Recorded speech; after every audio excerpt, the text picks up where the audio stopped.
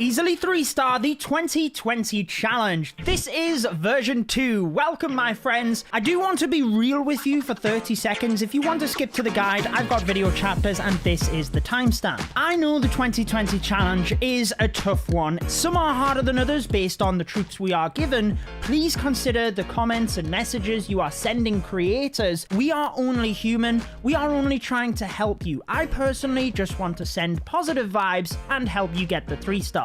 That being said, since this is a tough challenge and there was a lot of people struggling with it, I did want to bring you a version 2 in case my first method wasn't working for you. I did take huge inspiration from my buddy Carbon Finn with this. I'll link his channel in the description. I've modified things slightly to make it consistent for me, and if you're not subscribed to the channel, I would obviously recommend so we don't have a large percentage of viewers subscribed. Okay, Grand Warden, just make sure he is on air mode. Then we're going to take the Archer Queen, place her right at the top of the base. When she starts attacking the second gold mine, place a skeleton spell on top of the laboratory and 2 balloons to each of the mortars. This takes down the mortar and the Tesla next to it. Your Archer Queen will then get the Town Hall. Down to the southern area of the base, Battle Blimp. Right at the bottom there, followed by the Rage just below the Eagle, and 2 balloons at either side of the Wizard Tower. Pop the Battle Blimp when it gets over the top of the Eagle.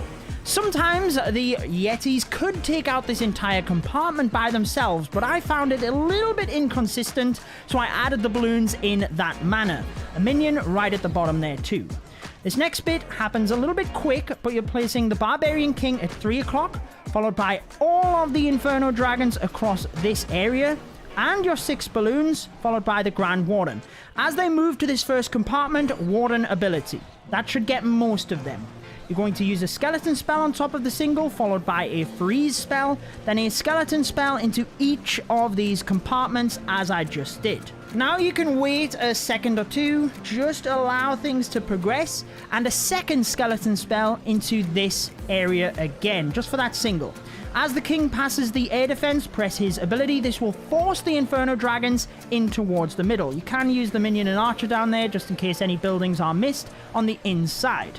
As the king approaches the mortar, use the Royal Champion from 6 o'clock, and basically you're keeping an eye for when any Inferno Dragons get in range of that air defense. When they do, just constantly freeze it.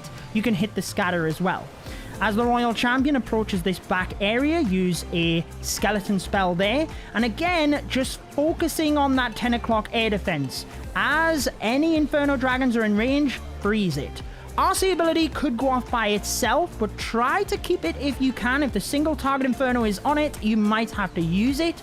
If the air defense has gone down and you still have a freeze, you can use that freeze on the single Inferno. My first method was more of a spam approach. This one, whilst the strategy is spam, it's a little bit more surgical, so I'm confident you will get it with one of those methods. Best of luck, my friends. And if you do want to see the 2021 guide, I have that linked on your screen. Enjoy the rest of your day.